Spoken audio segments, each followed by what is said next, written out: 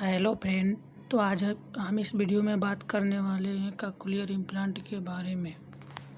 Cochlear implant होता क्या है, इस वीडियो में हम देखेंगे। कॉक्लियर इम्प्लांट क्या होता है, देख लीजिए इस फिगर को।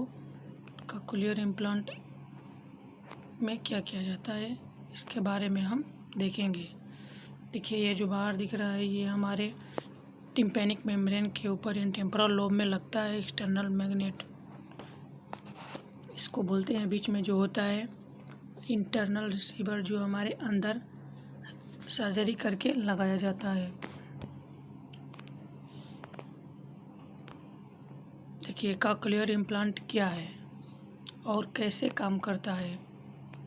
कॉक्लियर इम्प्लांट एक छोटा परिष्कृत जटिल इलेक्ट्रॉनिक मेडिकल उपकरण है जो कान से कम सुनाई देने से पीड़ित लोगों की मदद करता है। यह लोगों को गंभीर संवेदी बहरापन या सेंसरी न्यूरल बहरापन की स्थिति में आवाज़ को सुनने में मदद करता है। इस उपकरण के उपयोग की सलाह आमतौर पर तब दी जाती है जब पारंपरिक कान की मशीन लाभ नहीं देती। यानी इसके कहने का मतलब तो यह है कि अगर कोई व्यक्ति का हेयरिंग लॉस है और हेयरिंग एड का उपयोग करता है फिर भी उसको सुनाई नहीं देती है, तब हम कॉक्लियर इम्प्लांट कराते हैं। चूँकि लोग इस तकनीक से परिचित नहीं हैं, आइए हम बताते हैं कि कॉक्लियर इम्प्लांट क्या है और कैसे काम करता है। ठीक है, चलिए देखते हैं। देखिए कॉक्लियर इम्प्लांट में क्या होता है कि जो एक्सटर्नल डिवाइस होती है आपके टेम्पोरल लोब यानी सर के ऊपर लगाई जाती है, और इंटरनल डिवाइस जो होती है सर्जरी करके हमारे कॉक्लियर में लगाई जाती है। तो कॉक्लियर इम्प्लांट क्या होता है। कॉक्लियर इम्प्लांट एक छोटा जटिल इलेक्ट्रॉनिक उपकरण है जो उन लोगों को ध्वनि की भावना प्रदान करने में मदद करता है जो गहन या गंभीर बहरापन से पीड़ित हैं या बहुत ऊंचा सुनते हैं। इसका कहने का मतलब यह है कि मतलब उन व्यक्तियों के लिए लाभदायक है जिनको बहुत तेज़ बोलने पर ही सुनाई देता है, अर्थात वे अधिकतर बहरे हैं या उनमें ज़्यादा हेयरिंग लॉस होती है। कॉक्लियर इम्प्लांट में एक बाहरी भाग होता है जो कान के पीछे लगाया जाता है या बैठाया जाता है। दूसरा भाग सर्जरी के द्वारा भीतरी या आंतरिक कान में लगा दिया जाता है या बिठा दिया जाता है। देखिए कॉक्लियर इम्प्लांट के क्या फ़ायदे हैं, इनके फ़ायदे के बारे में देखते हैं। कॉक्लियर इम्प्लांट उन लोगों के लिए उपयुक्त है जिनके भीतरी कान में दोष है या भीतरी कान में कॉक्लिया को प्रत्यक्ष विद्युत उत्तेजना प्रदान करता है। यह संकेतों को बाहरी और मध्य कान से गुजरे बिना आंतरिक कान के कॉक्लिया तक पहुंचाता है।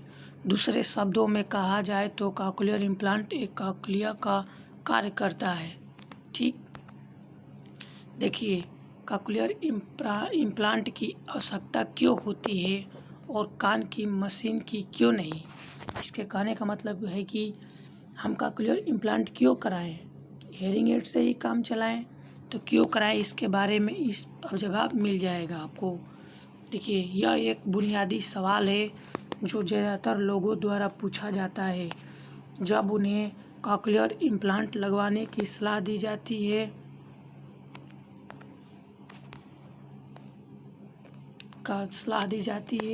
कान की मशीन गंभीर या गहन बहरापन से पीड़ित कुछ लोगों की मदद नहीं कर पाती है। मतलब कुछ ऐसे भी लोग होते हैं जिनमें ज़्यादातर बहुत ही ज़्यादा हेयरिंग लॉस होता है, प्रोफाउंड लेवल का लॉस हो सकता है, तो उनमें हेयरिंग एड काम नहीं कर पाती है। उन्हें कान की मशीन से शब्द अच्छे प्रकार से या स्पष्ट सुनाई नहीं देते हैं। कान की मशीन से या कान के मशीन के द्वारा प्रवर्धित ध्वनि से मदद नहीं मिल पाती है क्योंकि कॉक्लिया सामान्य रूप से काम नहीं कर रहा होता है। ऐसे लोगों के लिए कॉक्लियर इम्प्लांट सुनने के लिए एक बेहतर साधन है।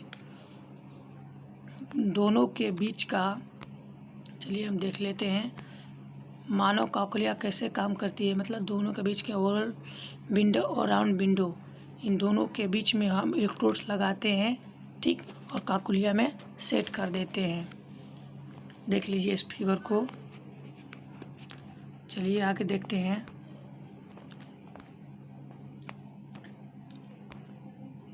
हम आंतरिक कान के कार्य को संक्षेप में समझते हैं। देखिए कॉकलियर आंतरिक कान में घोंघे के आकार का अंग है। कॉकलियर के आंतरिक भाग में हजारों छोटी बाल कोशिकाएं यानी हेयर सेल्स होती हैं। ये बाल कोशिकाएं ध्वनि तरंगों को विद्युत आवेगों में परिवर्तित करती है। कॉकलिया को नुकसान होने के मामले में जो बाल होते हैं ना, बाल वे अच्छे प्रकार से काम नहीं करते या अनएक्टिव हो जाते हैं। कोशिकाएं ध्वनि स्पंदों को विद्युत आवेगों में परिवर्तित नहीं कर पाती है, ठीक है। चलिए देखते हैं श्रवण तंत्रिका के बारे में, जो हमारे साउंड को हमारे मस्तिष्क तक पहुंचाती है, ठीक। कान की नस या श्रवण तंत्रिका, इसको ऑडिटरी नर्व भी बोलते हैं, विद्युत आवेगों को कॉकलिया से मस्तिष्क तक ले जाती है। किस आवेग को? तो विद्युत आवेगों को। यह परिवर्तन संकेत, ठीक, यह परिवर्तन जो है संकेत मस्तिष्क तक पहुंचते हैं, जिससे हमें अंततः आवाज़ सुनाई देती है। कॉकलिया आंतरिक कान का अत्यंत नाजुक हिस्सा है। कॉकलिया में आंशिक या पूर्ण नुकसान के कारण मस्तिष्क तक पहुंचने वाले ध्वनि संकेत कम हो जाते हैं। इस कारणवश कॉकलिया को हानि पहुंचने पर व्यक्ति गंभीर रूप से बहरेपन का शिकार होता है। हमारे यह जानने से पहले कि कॉकलिया इम्प्लांट कैसे काम करता है, हमें इम्प्लांट की भौतिक संरचना से परिचित होना चाहिए। तो चलिए हम देखते हैं। कॉकलियर इम्प्लांट को मोटे तौर पर दो मुख्य भागों में विभाजित किया जा सकता है। पहला है बाहरी भाग, जो सामान्य रूप से दिखाई देता है। इम्प्लांट का आंतरिक भाग, जो सर्जरी के द्वारा आंतरिक कान में बिठाया जाता है। देखिए इस फिगर में कॉकलियर इम्प्लांट के भाग को, जो ये फिगर आप देख रहे हैं इंटरनल पार्ट का फिगर है, जो सर्जरी के द्वारा हमारे कॉकलिया में लगाया जाता है, ठीक। कॉकलिया में केवल ये इलेक्ट्रोड्स ही लगाए जाते हैं, ठीक। और ये हमारे टेम्पोरल लोब, मतलब ऊपरी हिस्सा, यानी कि पिन्ना से हल्का सा ऊपर टेम्पोरल बोन के पास सर्जरी करके लगा दिया जाता है। और ये जो आपको डिवाइस दिख रही है, यह एक्सटर्नल पार्ट्स हैं, जो कान के यानी पिन्ना पे लगाया जाता है। और ये जो मैग्नेट वाला पार्ट दिख रहा है, ये हमारे टेम्पोरल लोब पर वहीं लगाया जाता है, जिस जगह सर्जरी करके ये वाला पार्ट बिठाया गया रहता है। चलिए हम देख लेते हैं इसके भाग। कॉकलियर इम्प्लांट उपकरण में कुछ भाग होते हैं जो इस प्रकार हैं। माइक्रोफोन, यह कॉकलियर उपकरण का बाहरी हिस्सा होता है। यह बाहर की ध्वनि को ग्रहण करता है और उसे स्पीच प्रोसेसर को भेजता है। अगला है स्पीच प्रोसेसर, यह माइक्रोफोन से ध्वनि को प्राप्त करता है और उसे डिजिटल सिग्नल में बदल देता है। इसके बाद वह इन सिग्नल को ट्रांसमीटर में भेजता है। ट्रांसमीटर क्या होता है? तो कॉकलियर उपकरण सिग्नल को रिसीवर के पास भेजता है, जिसे त्वचा के भीतर लगाया जाता है। मतलब ये हमारे स्किन के भीतर लगा होता है, ठीक। रिसीवर क्या होता है? तो कॉकलियर उपकरण इस चीज़ को सुनिश्चित करता है कि इलेक्ट्रोड से कितना करंट पास होना चाहिए। करंट की मात्रा ध्वनि की आवाज़ पर निर्भर करती है। अगला है इलेक्ट्रोड। इलेक्ट्रोड क्या होता है? तो इलेक्ट्रोड यह रिसीवर से सिग्नल को प्राप्त करता है और कॉकलिया में मौजूद श्रव्य तंत्रिका ऑडिटरी नर्व को ट्रिगर करता है, जो सिग्नल को दिमाग तक पहुंचाता है, जहां से ध्वनि को समझता है। ठीक, इस फिगर में देखिए ध्यान से, ये जो है हमारा एक्सटर्नल पार्ट है, ये इंटरनल पार्ट है। ये पार्ट सर्जरी करके अंदर फिट किया जाता है, जबकि ये पार्ट बिना सर्जरी के ही हमारे एक्सटर्नल ईयर यानी पिन्ना पे सेट किया जाता है। देखिए, ये जो भाग है इसे ट्रांसमीटर बोलते हैं। एक्सटर्नल मैग्नेट जो इसके बीच में है, माइक्रोफोन यहाँ होता है, स्पीच प्रोसेसर ये है। ठीक, उसी प्रकार ये जो ऊपर जो दिख रहा है ये वाला, ये क्या है, रिसीवर एंटीना है। और इंटरनल मैग्नेट, इसमें भी बीच में मैग्नेट होता है, और यहाँ पे रिसीवर होता है जो हमारे संकेतों को यानी ध्वनि को, साउंड को रिसीव करता है। इलेक्ट्रोड एरिया, मतलब कि ये जो इलेक्ट्रोड आपको दिख रहे हैं यहीं हमारे कॉक्लिया के अंदर फिट किए जाते हैं। देखिए, इस फिगर को जूम करके दिखा देता हूँ कैसे फिट किया जाता है। देखिए, ये जो पार्ट दिख रहा है आपको, ये तो बाहर लगा होता है, लेकिन ये जो अंदर सा ये जो पार्ट दिख रहा है ये सर्जरी के द्वारा हमारे कान के अंदर यानी मेस्टॉइड के आसपास लगाया जाता है, और इसको इस इलेक्ट्रोड के माध्यम से मिडिल ईयर से होते हुए कॉक्लिया में इस प्रकार, मतलब स्नेल शेप, कॉक्लिया में स्नेल की तरह, मतलब उसमें कर्व रूप में लगा दिया जाता है, जो सीधे ध्वनि को, साउंड को ऑडिटरी नर्व के द्वारा ब्रेन को पहुंचा देता है। तो इस फिगर को ध्यान से देख लीजिएगा कौन सा पार्ट कहाँ पे है। ठीक, चलिए आगे देखते हैं। देखिए, बाहरी भाग ध्वनि को पकड़ता है और उसे संसाधित करता है। आंतरिक भाग संसाधित ध्वनि संकेतों को भीतरी कान तक पहुंचाता है। ये दोनों भाग एक साथ काम करते हैं, जो उपयोगकर्ता को ध्वनि को समझने या सुनने में मदद बनाते हैं या सक्षम बनाते हैं। ठीक, देखिए अब देखते हैं कॉक्लियर इम्प्लांट के बाहरी भाग क्या हैं। पहला है माइक्रोफोन के साथ स्पीच प्रोसेसर इकाई, दूसरा है ट्रांसमीटर। देखिए, स्पीच प्रोसेसर एक बाहरी हिस्सा है, यह एक आवरण में कान के पीछे लगता है, जो बीटीआई कान की मशीन के समान दिखता है। ठीक है, बीटीआई जो है ना, यह कान का एक यानी एक हेयरिंग एड है जो पिन्ना पे सेट किया जाता है। ठीक उसी प्रकार से यह भी दिखाई पड़ता है। इसमें माइक्रोफोन और ध्वनि प्रसंस्करण सर्किट शामिल है। इसमें एक सर्किट होता है, ठीक वह लगा होता है। तार और ट्रांसमीटर भी बाहरी हिस्से में शामिल होते हैं। देखिए, कॉक्लियर इम्प्लांट के बाहरी हिस्से के कार्य क्या होता है। कॉक्लियर इम्प्लांट माइक्रोफोन का प्राथमिक कार्य पारंपरिक कान की मशीन यानी श्रवण यंत्र में लगे माइक्रोफोन की तरह ध्वनि को पकड़ना है। जो माइक्रोफोन होता है ना, उसका काम होता है कि वह साउंड को एब्जॉर्ब करे, साउंड को एकत्र करे।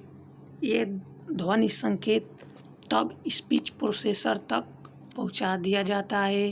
पहले माइक्रोफोन साउंड को तो एब्जॉर्ब करता है, उसके बाद स्पीच प्रोसेसर तक पहुंचा देते हैं।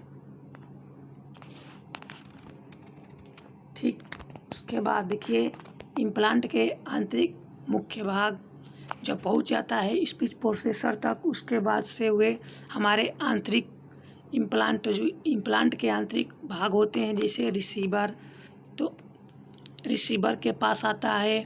उसके बाद से इलेक्ट्रोड या इलेक्ट्रोड श्रृंखला, जो इलेक्ट्रोड्स होते हैं जो हमारे कॉक्लिया में लगे होते हैं, उसके द्वारा जाता है कॉक्लियर इम्प्लांट के आंतरिक भागों के कार्य चलिए देख लेते हैं। दो आंतरिक भागों को चर्म के नीचे मतलब कि शल्य चिकित्सा के द्वारा इम्प्लांट किया जाता है। ये रिसीवर और इलेक्ट्रोड हैं जो हमारे सर्जरी के द्वारा कान के अंदर लगाया जाता है ना, उसमें रिसीवर ठीक और इलेक्ट्रोड्स होते हैं। कॉक्लियर इम्प्लांट का रिसीवर, इसके बारे में देख लेते हैं। इम्प्लांट का रिसीवर कान के पीछे के चर्म यानी स्किन के नीचे होता है। इस रिसीवर में एक काइल होती है जो ट्रांसमीटर द्वारा दिए गए संकेतों को पकड़ती है। कौन होता है? इसमें एक काइल होती है जिसको कॉयल होता है, वह संकेतों को पकड़ता है। ठीक, देखिए, सावधानी इलाज से बेहतर है, मतलब कि इलाज कराने से बेहतर है कि आप सावधानी ही बरतें।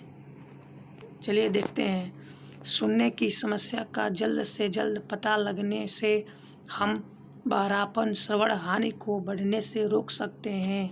भविष्य में अधिक नुकसान न हो पाए उसके लिए तुरंत अपने चिकित्सक से परामर्श करें या ऑडियोलॉजिस्ट से दिखाएं और एक उचित निर्णय को पाएं। कृपया ध्यान दें कि कॉक्लियर इम्प्लांट उपकरण कान से कम सुनाई देने से पीड़ित व्यक्ति को पूर्ण रूप से नहीं लौटा सकता है। इस बात को आपको ध्यान देना है कि जो कॉक्लियर इम्प्लांट है वे उपकरण कम सुनाई देने वाले, मतलब जिन व्यक्तियों में कान से कम सुनाई देते हैं, ऐसे पीड़ित व्यक्तियों की श्रवण शक्ति को पूर्ण रूप से नहीं लौटा सकता है।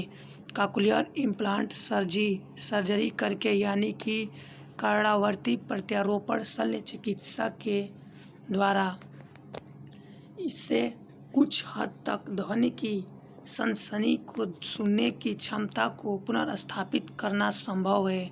मतलब कुछ हम ध्वनि को सुन सकते हैं, कुछ मात्रा की ध्वनि को हम सुनने के काबिल बन जाते हैं, लेकिन पूर्ण रूप से नहीं सुन पाते हैं। देख लीजिए, इस फिगर में आपको दिखा देता हूँ। Cochlear implant, this part of A cochlear implant is called a sound processor. Okay, it is the part of the implant that can be seen from the outside। मतलब कॉक्लियर इम्प्लांट के जो बाहरी हिस्सा होता है उसके पार्ट्स के बारे में बतलाया गया है। मैग्नेट जो होता है, अभी हमने पीछे बताया कि जो बीच में गोल सा होता है वह मैग्नेट होता है और इसके बगल में कॉयल होता है। ठीक, और इससे जो जुड़ा होता है, ये जो जुड़ा है ये क्या है? केबल है। ठीक, यानी वायर है। देखिए आगे ये जो ऊपर दिख रहा है आपको, ये साउंड प्रोसेसिंग यूनिट है, कंट्रोल बटन है ये। ठीक, उसके बाद से इंडिकेटर लाइट, यहाँ पे एक लाइट भी है जो इंडिकेट करती है। ईयर हुक जो कान में फंसाने का काम करता है। ठीक, control and the battery compartment, यहाँ पे कंट्रोल और बैटरी कंपार्टमेंट होता है। इसे सीरीज कनेक्शंस, यहाँ पे जो होता है ना, इसे सोरियस कनेक्शंस होता है। ठीक, जो जोड़ने का काम करता है। ये हो गया external part of cochlear implant. अब देख लेते हैं इंटरनल पार्ट के बारे में। देखिए, इंटरनल पार्ट में क्या क्या होता है। The internal component of the cochlear implant, तो इसमें भी सेम बीच में एक मैग्नेट होता है। इसके जो बाहर ये पतला आपको दिख रहा है ये एंटीना है। यहाँ पे रिसीवर है, ये इलेक्ट्रोड्स हैं जो हमारे कॉक्लिया के अंदर स्नेल शेप में ऐसे फिट किए जाते हैं। और ऐसे फिट करते हैं और यहाँ पे जो इलेक्ट्रोड्स होते हैं वे विद्युत आवेग को ऑडिटरी नर्व के द्वारा ब्रेन को पहुँचाते हैं। तो आज के वीडियो में हमने कुछ हद तक कॉक्लियर इम्प्लांट के बारे में समझने का कोशिश किया। अगर आपको ये वीडियो अच्छी लगी हो तो इसको लाइक और शेयर करें, वीडियो को और चैनल को सब्सक्राइब करें। Thank you.